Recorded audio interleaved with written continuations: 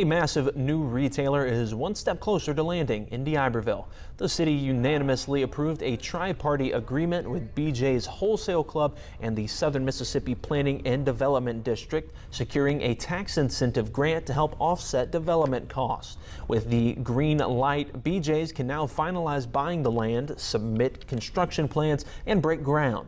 The agreement clears a major hurdle, bringing BJ's one step closer to reality. We're looking forward to getting construction documents in to review their plans, specifications, and work towards a building permit construction beginning. Probably very, very late this year or early next year. The membership-based retailer would be at the corner of Pops Ferry Road and D'Iberville Boulevard.